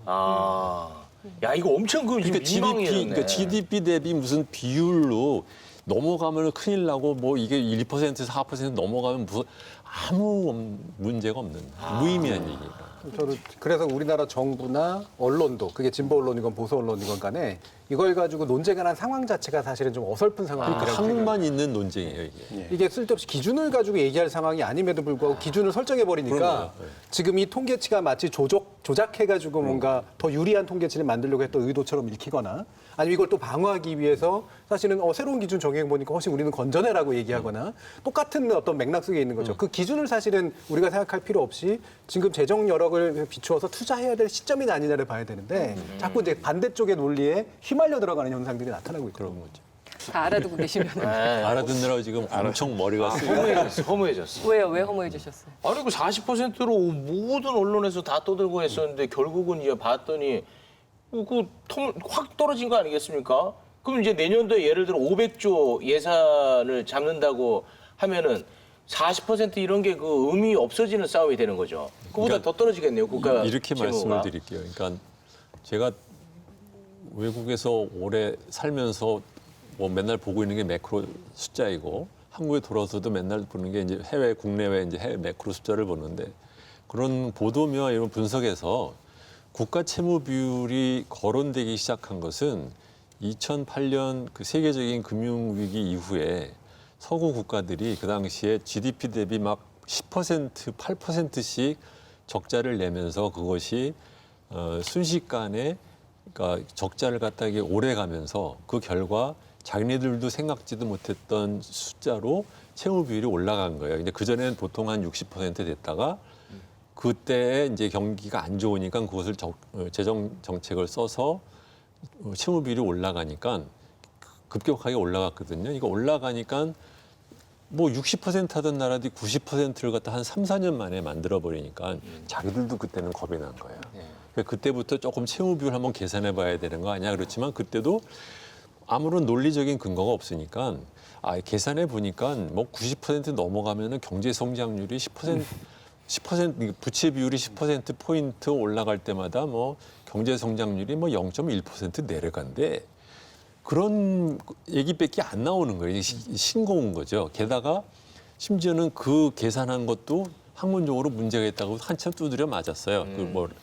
저 로고 프랑크 라인하트의 그 교수 얘기인데, 그러니까 무슨 말이냐면 아주 굉장히 커다란 경제적인 샥에 의해서 4, 5년 사이에 부채 비율이 이건 이제 재정 적자가 막 GDP에 막 8%, 5% 되는 것이 4, 5년, 7, 8년 계속되고 그래서 채무 비율이 급격하게 올라갔으면 그때부터 조금 걱정하면 모를까. 그 전에는 채무 비율이라는 것에 대한 애초에 의의가 된 적이 없어요. 근데 왜 한국은 쓸데없이 앉아가지고서는 아까 옛날에 저 시작할 때 얘기했잖아요. 이거 코미디다. 지금도 할 필요가 없다고 보시는 거죠. 네, 바깥 사람이 보기에는 이건 정말 코미디예요. 근데 이 38.2에서 35.9로 떨어지면서 이제 또 다시 기사가 많이 나오게 됐는데요. 한겨레는 6월 6일에 일면 기사 36%로 떨어진 나라비 곡간풀 여력 커졌다 이런 기사를 실었습니다. 그 표현도 사실은 정확히 말하면 틀린 거예요. 아, 이것도 틀린 거예요. 숫자에 집착하는 똑같은 그 틀에 자기가 들어가서 갇혔어, 틀에. 매일경제는 나라비 그대로인데 채무비율 통계 착심 있고 돈 덮은다고 이런 제목의 기사입니다. 착시는 옛날에 있었지 요번에 생긴 게 아니에요. 그러니까 이 또 다른 기사들의 중요성이 또 이렇게 얘기를 합니다. 그러니까 자기들이 40%라고 설정했던 것에 대해서 이게 더 떨어지는 것으로 나오니까 한편으로는 이 통계 수치의 의도성을 의심하고 또 한편으로는 이제 안전장치를 마련하기 시작을 해요. 40% 기준이 중요한 게 아니라 부채 비율의 상승 속도가 중요하다. 아, 속도. 네. 그래서 말 바꾸기. 네, 최근에 속도가 되게 급격했는데 이거를 관리하는 게 훨씬 더 중요한 문제인데 지금 그 얘기할 때가 아니다 이런 식으로 초점을 또 이동해버리는 그런 현상이 나타나는 게 전형적으로 논리적인 오류의 어떤 사례라고 볼 수가 있는 거죠. 일단은 재정 확대하는데 아무 문제가 없는데 지금 우리 숫자에 너무 연연하고 있다라고 보시는 건데 재정을 확대한다면 하면 그 돈을 어디에 써야 된다고 제일 보시는지, 중요한 것은 나라면, 내가 정부라면. 지금 우리나라 보통 사람들이 다들 얘기하는 게 한국에서 가장 큰 문제가 이제 고령화, 인구 감소 문제잖아요. 우리가 예를 들어서 뭐 국민연금이 소진이 된다든지 아니면은 이대로 가면은 뭐 복지 재정의 비율이 GDP 대비 뭐 엄청 커진다. 그 모든 전제는 두 가지가 있어요. 하나는 지금처럼 애 안 낳는 거를 꾸준하게 안 낳겠다. 네. 무슨 수가 있어도 난 안 날 거야. 라고 이제 각오를 했고, 두 번째로는 무슨 수가 있어도 우리는 증세 안 할 거야. 라는 각오를 할 경우에 이대로 가면 2060년 되면 이렇게 된다는 얘기거든요. 그 전제가 근거가 없어. 두 번째로는 그러면 문제가 거기서 생기는 거라고 하면 그러면 애를 어떻게 하면 더 나는 쪽으로 우리가 경제 체제를 바꿀까를 고민해야지 그거는 놔두고 나중에 지금 사람이 없어서 나중에는 노인이 전 국민의 50%가 될 거니까는 그때를 생각해서 노인이 국민의 50%될 때를 기존으로 놓고 그때를 대비해서 지금 쓰지 말자? 네가 안 쓰느라고 그렇게 되는 거야 지금. 이 바보야. 독일 같은 경우는 예를 들어서 아기 나면 돈 받을 수 있거든요. 나라한테 뭐 얼마나 주나요, 아기 나면? 그 정확하게 잘 모르고 근데 아주 작은 돈 아니거든요. 독일에서는 월마다 아이는 제가 정확한 숫자 한번 확인해야 되는데 근데 수십만 원 받을 수 있어요. 그래서 아이는 만약에 그 2명, 3명 있으면 꽤 돈이 나와요. 그래서 그거는 당연히 그리고 추가적으로 교육 제도는 한국보다 훨씬 더 싸요. 왜냐하면 학교는 먼저는 다 공짜이고 대학교까지는 공짜이고 그래서 당연히 독일 사람들도 사실 출산율 그렇게 높지 않은데 그냥 한국보다 훨씬 더 좋아요. 그리고 최근 오히려 다시 나아졌어요. 그래서 만약에 이 돈 어떻게 쓰려고 생각하는 게 제일 먼저는 젊은 커플들한테 좀 도와줘야 된다고 생각하고 애기 다시 만들어야 되고 이런 거 약간 아이 나면 나는 혼자 이 비용 어떻게 갚을 수 있는지 이런 부담 되게 많은 젊은 사람들이 있어요. 아이가 원해도 이 학비도 어떻게 할 건지 뭐 이런 뭐 애기 용품도 얼마나 비싼데 한국에서는 이런 거 이런 사람들한테 조금 돈 줄 수 있으면 독일 같은 킨더겔드 이런 뭐 아이 돈 이런 시스템으로 정말 한국 뭐 완전히 싹 바꾸는 게 아니지만 근데 이거는 맞는 방향이라고 생각해요. 그렇죠. 그리고 경제 성장이라는 게 궁극적으로는 사람, 그러니까 이제 인구하고 그다음에 그 인구의 생산성, 그러니까 이거 생산성을 결정하는 게 지식, 기술 이런 것들이거든요. 근데 이 생각을 해보면은 인구라는 거는 굉장히 이제 사람을 만드는 데는 우리가 사적으로 부담을 지는데 또 그 혜택은 사회가 보는 경우가 많아요. 그러니까 왜냐하면 다 우리가 세금을 내니까. 그러면은 그 사회가 그 세금을 받는 만큼 또 도와줄 필요가 있어요. 예, 근데 우리나라 그런 건 굉장히 적고요. 이게 거의 OECD 꼴찌 수준입니다. 그래서 가족 지출 이게 GDP의 1.2% 이렇거든요. 근데 독일이 한 2.2% 그리고 뭐 제일 짜게 쓰는데. 예, 그다음 독일도 짜요. 그리고 예, 프랑스 책임 나아지는 뭐 이런 거는 프랑스 이런 데는 거의 뭐 한 4% 가까이 뭐 이렇게 쓰고요. 예, 그래서 이게 많이 쓰는 나라일수록 출산율이 높아요. 쓰는 만큼 낳는다라는 거는 그건 뭐 검증된 사실이고요. 그 증명이 됐습니까? 그건 뭐 통계를 보시면 바로 나올 수 있습니다. 근데 우리나라는 항상 하는 얘기가 지난 10년간 백조 썼다 뭐 맨날 이런 얘기만 해요. 네. 근데 다른 쓰긴 쓴 나라들은 거잖아요. 지난 10년간 훨씬 더 많이 썼어요. 네. 예, 그래서 그런 거 하나, 그 다음에 지식이나 기술 이런 것도 이게 굉장히 공공재적인 성격을 갖고 있어요. 왜냐하면 내가 새로운 논문을 써서 새로운 지식을 만들었다 그러면 모든 사람이 같이 공유할 수 있는 거거든요. 그리고 나라의 생산성이 높아질 수도 있는 거고. 그래서 그런 거에 대해서는 민간한테 맡기면 과소 생산이 일어납니다. 남 좋은 일을 사람들이 이렇게 많이 안 하려고 하거든요. 거기에 대해서 나라가 보상을 해주고 도와주고 이렇게 해서 지식 기술을 발전시키면은 생산성이 올라가고 그러면은 나중에 재정 문제도 다 그걸로 해결할 수 있다는 거죠. 지금 그러니까 정부가 재정 확장을 하려는 그 분야들에 대해서 불만이 좀 많긴 한 것 같은데요. 그 부분에서는 어떻게 보시는지 좀 궁금해지고 어떤 그 보수 쪽은 기업에다 주는 건 또 괜찮은데 개인한테 주는 건 좀 문제가 있다 뭐 이렇게도 얘기를 도덕적 하는데. 해이라는 거죠. 그러니까 우리가 지금까지 항상 그 금리 낮춰주고 기업이 투자를 많이 하면 뭐 잘 된다 이랬는데 기업의 투자라는 게 지금 뭐 사실은 할 데가 별로 없어요. 그건 뭐냐면 기존에 있는 기업들은 이미 뭐 사실 할 만큼 다 했고 또 반도체 지금 뭐 사실 경기 내려가는데 더 투자 안 하려고 하고 그럼 이제 새로운 분야를 열어주고 뭐 창업도 하게 해주고 이래야 되는데 이거는 이제 지금 젊은이들이 이제 새로 들어올 수 있게 좀 진입 장벽도 낮춰주고 좀 뭐랄까요 이게 종잣돈도 좀 주고 뭐 이런 어떻게 보면은 좀 정부가 역할을 해야 되는 그런 부분이고요. 그러니까 그런 부분에서는 우리가 굉장히 부족하고요. 그리고 또 사람의 역량이라는 게 중요하거든요. 그러니까 지금 40대 사실 고용률이 많이 떨어지고 있어요.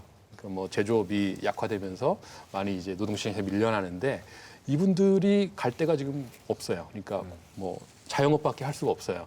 그러면 이분들이 자영업으로 가지 않고 좀 더 뭐랄까요 부가가치 있는 쪽으로 그러니까 자영업 너무 많잖아요 지금. 그래서 재교육도 시켜주고 직업훈련도 시켜주고 이렇게 해야 되는데 이 직업훈련 재교육 이거 제일 잘하는 데 독일입니다. 독일은 나라에서 엄청나게 돈을 쓰면서 기업들하고 연계를 해가지고 제대로 된 거 가르쳐 주는데 우리나라의 재교육이라는 거는 정말 자영업 그 가게의 어느 수준 그거밖에 안 해줘요.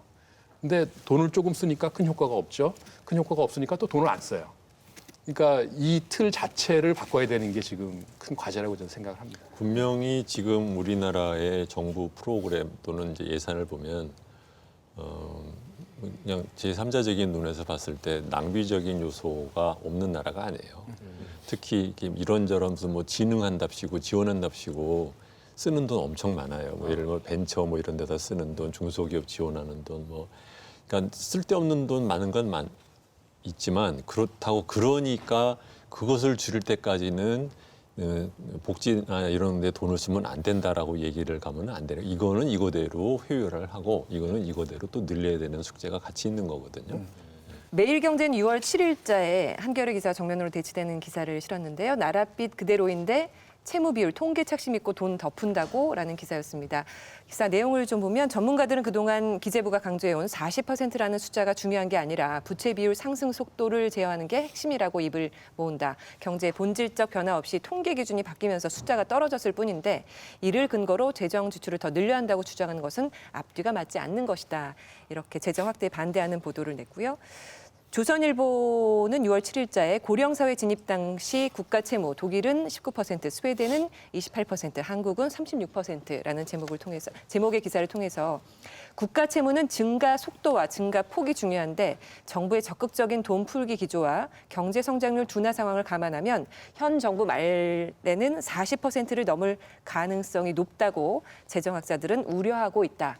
이런 기사를 실었습니다. 저것도 다 말하자면 뭐 왜곡의 왜곡을 점철을 해놔가지고 이걸 어디서부터 말을 해야 될지를 잘 모르겠는데 예를 들면 이런 거예요.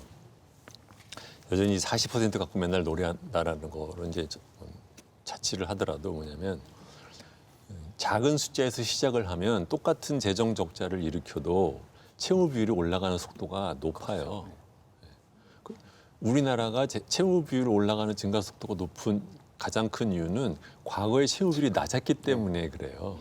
똑같은 재정 적자 2%를 해도 채무 비율이 높은 나라에서는 간의 기별도 안 가요. 워낙 빚이 많아요. 네, 워낙 빚이 많았기 때문에 우리나라는 빚이 워낙 없었기 때문에 그것이 조금만 늘어나도 금방 퍼센티지가 커 보이는 거거든요. 그러니까 이런 식의 저거는 아는 사람이면 저거는 의도적으로 왜곡하려고 썼다라고 볼 수밖에 없는 논리를 그럴 그냥 듯하게 막 하는 거죠. 갖다 내는 네. 거예요. 뭐 고령사회 진입 당시 국가채무 이런 식의 그 어떤 기준 만든 것도 참 신기해요. 이것도 되게 웃기는 게 그 기사를 저는 몰랐다가 이 방송을 하면서 이제 알게 됐는데 저것도 어떤 그 뒤에 숨어 있는 함정이냐면 그것만 싹 보시면 정세진 씨 같은 경우에 그러니까는 고령 사회가 되면 채무 비율은 저절로 올라가는 건가 보다. 네. 그렇게 저 같은 생각하죠. 경우는 네. 그럴 수 있죠. 다 그렇고 그런데 거기에 해당되는 나라들의 채무 비율을 그 옛날로 돌아가가지고 그때부터 한번 이제 숫자를 그래프로 그려보세요. 그러면 많은 나라는 올라갔다 또 내려가기도 해요. 무슨 말이냐면 경기의 업 앤 다운에 따라서 채무 비율이 올라가기도 하고 내려가기도 하고 천천히 올라가기도 하고 다양한 케이스가 있는 거예요. 이게 마치 그러니까는 고령화 사회가 돼서 고령자가 늘어나면 저절로 채무 비율이 늘어나는 게 아니에요. 전혀 상관이 없는 거야 이것은. 근데 마치 양자 사이에 딱 있어가지고 근데 우리는 고령 사회 되는데 이미 비율이 높았으니까 네. 우리는 더 높을 거야. 아무 근거가 없는. 아 그래요? 그 국가 채무 비율 관련돼서 국가 채무에 관련돼서 정말 많은 보도들이 쏟아져 나오고 있는데 팩트 체크를 정말 많이 해봐야 될 것 같다는 생각이 듭니다. 먼저 이 보도를 좀 살펴보죠. 한국경제에서 5월 27일 기사에 나라 국간 여유 있다. 공기업 포함하면 채무 비율 60% 넘어. 조선일보도 DJ 노정부도 지켰던 40% 불문율, 문정부도 허물기. 비금융 공기업 부채까지 포함할 경우는 우리나라의 국가 채무 비율은 60%를 넘어간다. 이런 보도들이 있었습니다. 맞습니까? 틀립니까? 맞아요. 그런데 그래서 어쨌다는 거냐. 잠깐만 대표님 잠깐 계시고 교수님. 그렇죠. 60%면 그게 무슨 문제냐 그런 얘기죠. 그게 지금 어떤 부담을 주고 있느냐. 그것 때문에 우리가 금리가 올랐는가. 그것 때문에 우리가 물가가 올랐는가. 이제 그런 거 한번 생각해 보면 뭐 이걸 가지고 지금 말을 하려면 그래서 어쨌다는 말을 해야 되는데 그냥 말해놓고 무섭지? 네, 그렇죠. 그러니까 이게 근본적으로 이제 맞는 말씀인 것 같고요. 이게 40%라는 기준을 공포선으로 설정해 놨기 때문에 그렇지. 알고 보면 실제로는 60이야 더 무섭지 이렇게 얘기를 하고 있는 거잖아요. 근데 일단 40%라는 기준 자체가 허구적이다라고 하는 것일 뿐더러 두 번째로 우리가 일반적으로 정부가 이제 뭔가 이렇게 해야 되는 그런 식의 어떤 국가 채무라고 불리우는 것에 공기업을 포함시키지 않음에도 불구하고 억지로 집어넣어 가지고 마치 국가 채무가 이런 수치인 양 그렇게 이제 억지 포장을 하는 문제가 두 번째가 있고요. 세 번째로는 이 공기업 부채라고 하는 건 별개로 관리돼야 될 일이고 그거는 실제로 현 정부 들어서 어느 정도 관리가 시작된 거고 그 공기업 부채가 늘어났던 핵심적인 원인은 사실 이명박 정부 때 벌였던 이른바 이제 자원외교에서 심지어는 나온. 그 비율은 지금 내려가고 있고. 예, 심지어 지금 내려가고 있죠.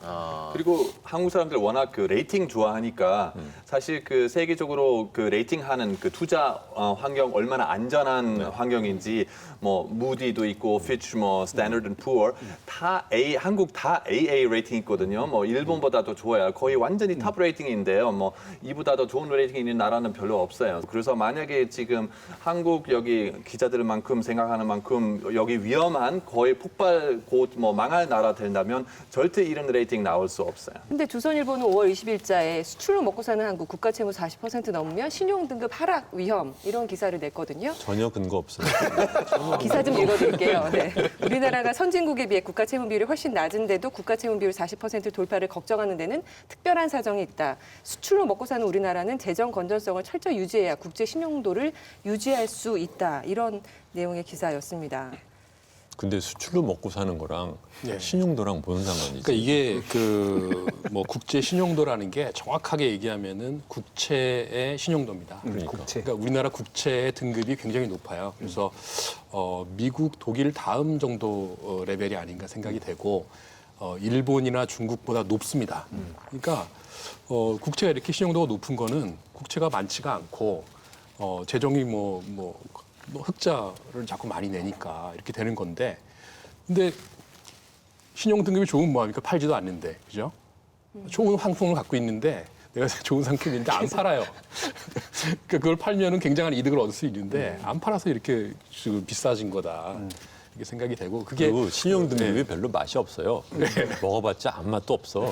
쓸모가 없는 거예요. 그러니까 신용 등급이 중요한 게 아니라 경제가 균형되게 발전하고 그 나라에 있는 사람들이 행복하게 사는 게 중요한 것이지 왜 신용등급 하나만 갖고 모든 문제를 갖다 다 풀려고 그래요. IMF의 기억을 소환시키는 거죠. 그 당시에 갑자기 막 정말 이제 국가 부도 등급으로 떨어졌던 어떤 기억, 이제 그건데 사실 그것도 말씀처럼 그 신용등급 자체의 어떤 의미도 되게 따져봐야 되는데도 불구하고. 그걸 그리고 활용하는 신용 등급이라는 게 무엇을 대가로 하고 있느냐 이거 굉장히 중요한 문제입니다. 그러니까 국가가 빚을 안 지는 대신에 지금 가계가 빚을 지고 있는 거거든요. 그러니까 가계들은 굉장히 지금 부실해요. 그리고 부실하기 때문에 뭐 굉장히 막 그 사건 사고들이 많이 나지 않습니까?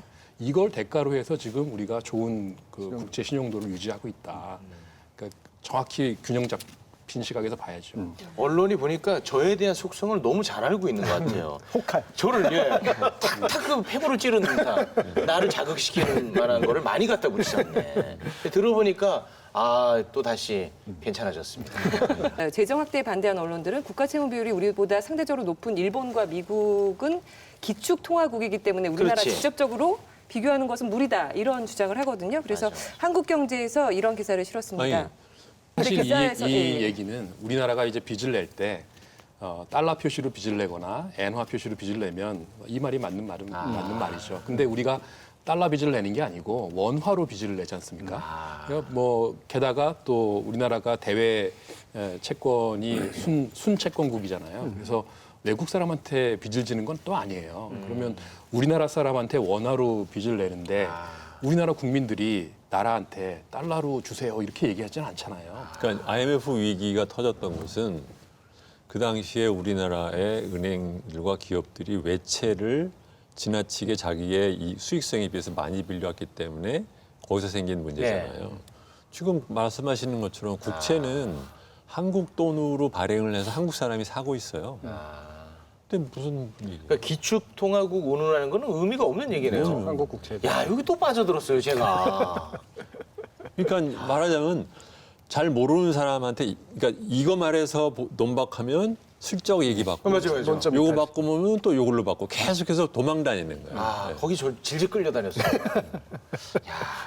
사실 근데 이 국가 채무 비율 40%의 사실 논란이 이렇게 높아진 거는 문재인 대통령이 자초한 면도 없지 않습니다. 이전에 그 멘트가 있어가지고. 맞아. 네. 조선일보 5월 22일 야당 때 재정 건전성, 대통령 되더니 노골적 무시라는 제목의 기사였습니다. 문 대통령은 4년 전 민주당 대표일 때 재정 건전성을 지키는 마지노선으로 여겨왔던 40%가 깨졌다며 새누리당 정권 8년, 박근혜 정부 3년 만에 나라 국간이 바닥나서 GDP 대비 40%, 730조 원에 달하는 국가 채무를 국민과 다음 정부에 떠넘기게 되었다고 비난했다. 앞뒤 발언이 같은 사람 머릿속에서 나온 게 맞나 싶다. 의도는 뻔하다. 선거용 세금 퍼붓기에 방해가 될 요소를 미리 제거하려는 것이다. 이런 내용이었습니다. 문 대통령이 잘못하신 건가요? 물론이죠. 그러니까 지금 계속해서 말하는 건데 이 기재부에 의한 이 거짓말 또는 그 잘못된 그 얘기의 틀은 굉장히 오래된 얘기라서 심지어 우리나라의 현재 여당에 있는 사람들도 상당수는 거기 이것을 빠져 빠져 있었어요. 두 번째로는 또 우리나라 야당 그 당시에 이제 야당이니까 야당은 무조건 뭐 여당이 뭐만 하면은 뭐 또 욕을 해야 되는 게 또 일이니까 또 그것도 했던 것이 있는 것이고 그런데 지금은 이제 입장이 바뀌었다라고 볼 수 있지만 또 한편으로는 좋게 생각하기에는 이제 뭘 좀 알게 된 거지. 네. 그러니까 만약에 4년 전에 그 말씀하셨을 때 제가 옆에 있었으면 제가 떼찌했을 거예요. 네. 고무 쓸데없는 소리를 하세요라고. 그때는 사실 그 사드 문제도 없었고 그리고 뭐 지금 그 미국하고 중국 그 무역 전쟁도 아직 없었는데요. 근데 이 두 가지 나라만 합치면 거의 한국에서는 수출은 40%이거든요. 그래서 지금 그 상태하고 지금 있는 상태도 조금 비교해야 된다고 생각하고 그것도 잊어버리면 안 돼요. 그러니까 이 부분은 계속해서 말하는데 아까 지금 40%지만 실제로 다른 나라 치로 치면 25%라는 말을 이제 잊지 마셔 주셨으면 좋겠고 두 번째로는 저도 뭐 지금 정부가 얘기를 하는 것이 정치적인 의도가 없이 정말 뭐 국가와 뭐 민족을 위해서 생각이 깨어가지고 이렇게 됐다라고 전적으로 믿고 뭐 이런 뜻은 아니에요. 그렇지만 중요한 것은 객관적으로 이렇게 하는 것이 지금 시점에서 그러니까 예를 들면 반도체 경기 나빠지고 세계 경제에도 나빠지고 하는 이 와중에서 확대 재정을 쓰는 것이 적절하느냐라고 물어보면 그것은 정파적인 이의랑 아무 상관없이 얼마든지 맞다라고 얘기를 하겠다는 거죠. 근데 그 뒤에 그 정치인이 정치적인 의도가 있고 없고는 그건 논외라는 네네. 거예요. 네, 이번 그 논란과 관련해서 또 한국개발연구원 KDI가 또 도마 위에 올랐습니다. 문재인 대통령이 재정 확대를 밝힌 다음 날인 5월 17일 보수경제지들은 한국개발연구원 KDI가 발표한 글로벌 금융위기 이후 우리 경제의 성장률 둔화와 장기 전망이라는 보고서를 일제히 인용해서 성장 둔화에 대응하기 위한 확장적 재정 정책은 장기적 대안이 될 수 없고 상당한 부작용이 발생할 위험이 있다. 라면서 재정 확대를 비판하는 내용을 KDI 보고서 내용을 인용해서 이런 내용의 보도를 쏟아냈습니다. 조선일보 문 대통령 돈 안 풀면 향후 큰 비용, KDI 돈 풀면 더 큰 부작용, 중앙일보 KDI 재정 확장 신중해야 저성장은 생산성 둔화 탓, 동아일보 KDI 규제 개혁 없이 재정만 확장하면 내년부터 성장률 1%대로 떨어질 수도, 문화일보 오락가락 경제진단, 중구난방 처방, 국민만 혼란, 한경은 KDI의 경고, 규제개혁, 기술혁신 못하면 향후 10년 성장률 연 1%대로 추락할 것. 매경, 대통령 재정 확대 강조한 날, KDI 부작용 우려.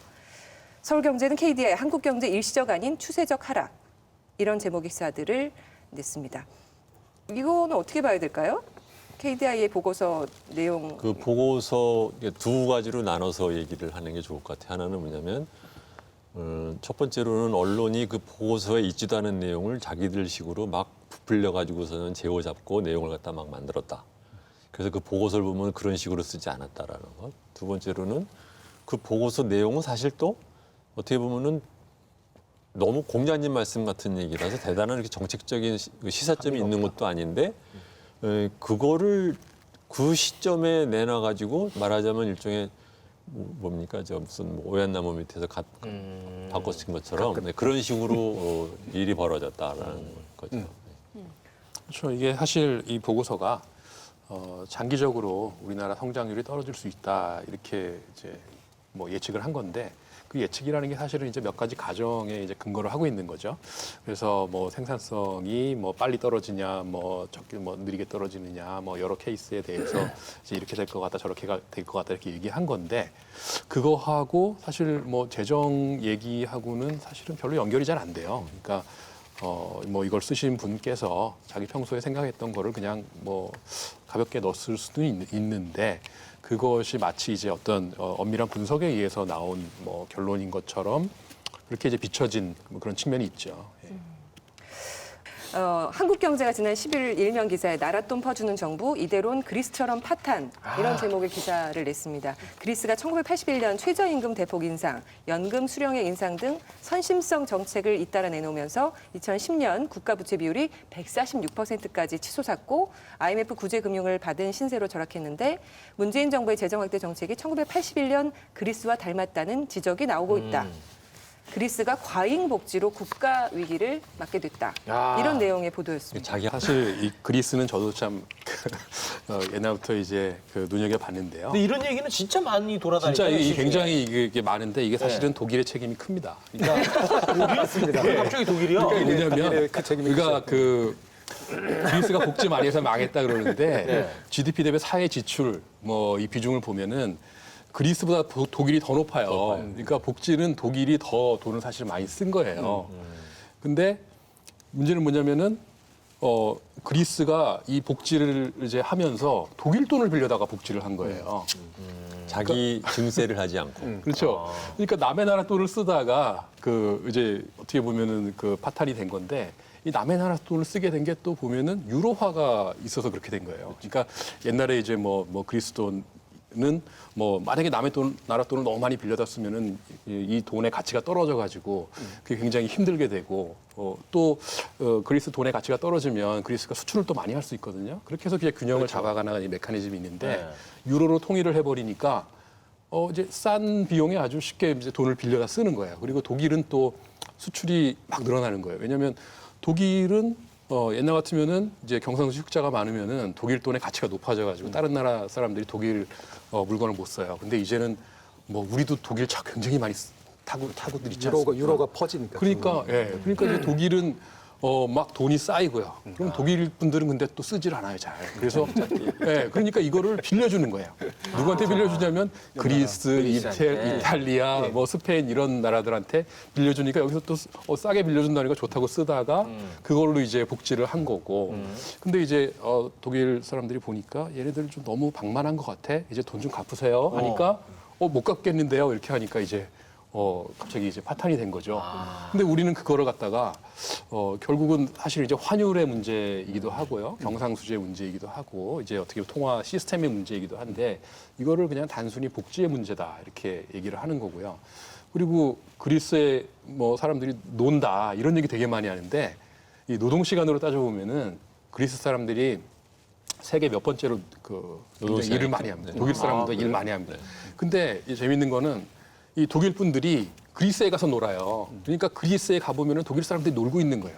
그래서 이제 우리 모르는 사람들이 보면은 관광가 있죠. 그리스에는 다 노는 사람만 있어요. 아 진짜 독일 때문이 맞아요. 글쎄요. 독일에 조금 안 맞는 것 같은데요. 독일에 가보면 일하는 사람만 있어요. 우리나라랑 그리스랑 비교하는 거 그러니까 전혀 비교할 그러니까 왜 뭐 하면은 뭐 우리나라 이러다 베네수엘라 된다 이런 소리랑 네, 똑같아요. 네. 우간다 전혀 상관도 없는 거를 아무런 왜 그리스랑 우리를 비교를 해야 되는지에 대한 설명은 없이 그리스는 뭐 망가진 나라니까 그걸 공포 마케팅에 말하자면 예로 써먹는 것에 불과한 거예요. 그러니까 지금도 두 분 말씀하신 거의 핵심은 뭐냐면은 자기들이 복지 지출을 늘리는 과정에서 세금을 늘리지를 않고 그걸 외채를 통해서 복지를 썼기 때문에 생긴 문제란 말이에요. 근데 우리가 언제 그런 적이 있어?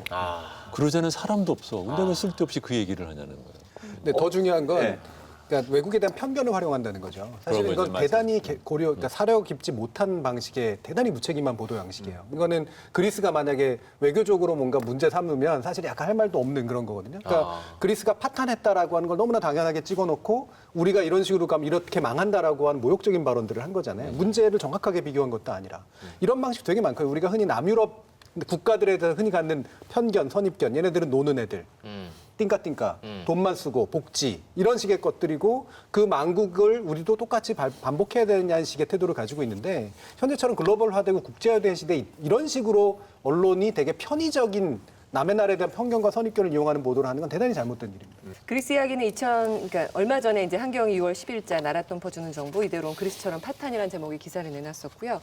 2015년도에 이미 한경이 7월 9일에 홍준표 그리스 복지광유로 망해 한국도 위험 이런 제목의 기사를 실었었고 조선일보도 2015년에 포퓰리즘 정치가 나라와 백성을 절벽서 떨어뜨린 그리스라는 제목의 기사를 사설을 냈습니다. 매일경제는 2015년 7월 21일에 파산 그리스 닮아가는 한국 복지 재정이라는 제목의 기사를 실었습니다. 그러니까 그 정치적으로 왜곡된 기사를 많이 쓰는 신문이 있다고 치면 경제적으로 가장 왜곡된 기사를 점철하는 데가 한경 매경이에요. 정말 거기까지 해주세요. 근데 이게 왜 우스워? 아니 너무 직접적으로. 아, 그래? 근데 약간 이제 쭈뼛쭈뼛하면서 하면 그나마 안 돼. 너무 그런가요? 직접적이시네. 네. 그것도 저도 뭐 아주 무식한 수준에서 그 지금 재정 확대를 하는데 들어올 세금은 이제 거의 이제 갈수록 없을 것이다라는 우려도 많이 하잖아요. 그 부분은 어떻게 왜 그렇죠? 아니 이게 경기가 별로 안 좋으니까 세금 낼 돈도 없고 뭐 그러니까. 기업들도 마찬가지고. 그러니까 이게 논리가 지금 아주 좋은 포인트 얘기잖아요. 저희 좋은 샘플이죠. 일반적으로 이렇게 생각을 많이 요새 해요. 지금 이제 경제학 교과서에 나오는 거는 경기가 안 좋을 때는 정부가 적자를 내고 경기가 너무 좋으면 정부가 흑자를 내라. 이렇게 해서 경기랑 거꾸로 가라는 얘기거든요. 그러면 지금 세금이 안 들어오면 경기가 안 좋구나. 그럼 정부가 더 적자를 내야 되는 그런 그러니까요. 상황이죠. 그 기사들 중에 보면은 저렇게 뭐 거미줄이나 폭탄이 이렇게 등장해서 그렇죠. 그래픽으로 저렇게 표현한 기사들이 있어요. 전형적인 공포 마케팅을 하는 거죠. 이게 이런 식의 그림은 저널리즘의 관점에서 보면 되게 낮은 수준의 저열한 거예요. 그러니까 애들한테 보여줄 정도의 그림 정도에 해당하는 건데 이거를 우리나라의 유수의 어떤 나름의 권위시라고 주장하는 데들 또는 전문지라고 주장하는 데들 이런 그림들을 쓰거든요. 아마 만평에서나 가끔 이제 정책 풍자의 의미로 등장할 수 있을 정도의 이미지일 텐데 이거를 쓴다라고 하는 건 자신들이 경제를 바라보는 수준이나 시각이 딱 이 정도고 그거보다는 국민을 우습게 그렇죠. 보는 국민을 거예요. 우습게 보면서 국민들에게 공포를 자극하고자 하는 그런 대단히 그러니까 이미 더밍다운이라고 그러죠. 낮춰보고 하는 그런 식의 행동들이라는 거죠. 이렇게까지 언론들이 이런 스타일의 기사들을 내놓는 본 의도, 본 마음. 문재인 정부 비난하기 위해서 하는 거예요. 그리고 그다음에 이제 이 논리가 복지 확대와 증세로 가기를 미리 막기 위한 그 두 가지가 있습니다. 교수님 의견도 똑같습니까? 뭐 그렇게까지 보지는 않더라도 근데 그런 건 있어요. 우리나라의 그 좀 더 사회화됐네요. 우리나라 사람이 갖고 있는 도그마라는 게 있어요. 그러니까 재정은 무조건 건전해야 되고 돈을 안 쓰는 게 좋은 거고 그다음에 또 기업들 투자를 늘리는 게 좋은 거고 뭐 투자도 눈에 보이는 거 건물이나 뭐 기계나 이런 게 좋은 거고 이게 사실은 우리가 그 고도 성장기 때부터 생긴 어떤 관념이고 이게 지금도 우리를 지배하고 있는 거거든요. 근데 지금은 상황이 완전히 바뀌어가지고 사람한테 투자하고 지식 눈에 안 보이는 것들 이런 공공재 이런 것들이 오히려 지금 더 우리에게 필요한 시점이다 이런 거죠. 근데 상당수 이제 뭐 경제학자도 그렇고 뭐 언론도 그렇고 많은 분들이 좀 옛날에 그 성공했던 시절 그때의 기억을 너무 이제 좀 강하게 갖고 있는 게 아닌가. 좀 기존 그런 생각을- 도그마를 좀 깨야 된다. 그렇습니다. 예. 오늘 경제 쪽 분야 이야기라서 굉장히 어렵고 힘들고 또 최욱 씨가 많이 졸 거라고 생각했는데 네. 아주 눈이 반짝반짝 마지막에 가서 저는 솔직히 일단 다 알아들었고요. 네. 초반에 우리 덕인 거죠. 네, 맞습니다. 그건 진짜 인정하겠습니다. 예. 초반에 알아들은 건 사실 어디 가서 쓰지 못합니다. 제가 설명을 못해요. 맞아요. 후반에 알아들은 건 어디 가서 쓸 수 있을 정도의 수준이 됐습니다. 예. 이제 저 같은 사람들이 많이 생기면 이런 기사는 이제는 못 냅니다. 아니요. 못 내요. 계속해서 나올 거예요. 그동안 낼 수 있었던 거는 진짜 저 같은 사람이 여기 휩쓸려 갔어요. 저도 이 폭탄, 아까 뭐 이상하게 말씀하셨는데 저는 너무 잘 그리는 거라고. 왜냐면 저 같은 사람들은 완벽히 와닿죠. 여기에 직관적으로 딱 와닿았기 때문에. 그러나 이제는 저한테는 저런 거 못 씁니다. 너무 수준이하다. 네. 네.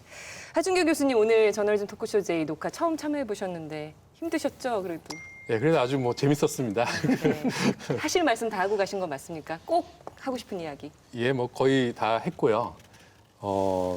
사실 이게 뭐 경제 토론 비슷하게 됐는데 좀 더 쉽게 얘기를 했으면 좋지 않았겠나 하는 생각이 바나나 교수님으로 모든 분들이 기억할 겁니다. 오늘 함께 해주셔서 예. 좋은 이야기 편하게 쉽게 예. 이야기해 주셔서 감사드립니다. 저널리즘 토크쇼 제이 오늘 저희가 준비한 내용은 여기까지고요. 이 방송은 KBS 1TV, 마이케이 푹, 유튜브 그리고 페이스북을 통해서도 만나실 수 있습니다. 언론의 관행은 여러분이 바꿀 수 있습니다. 다음 주도 일요일 밤 10시 30분에 찾아뵙겠습니다. 고맙습니다.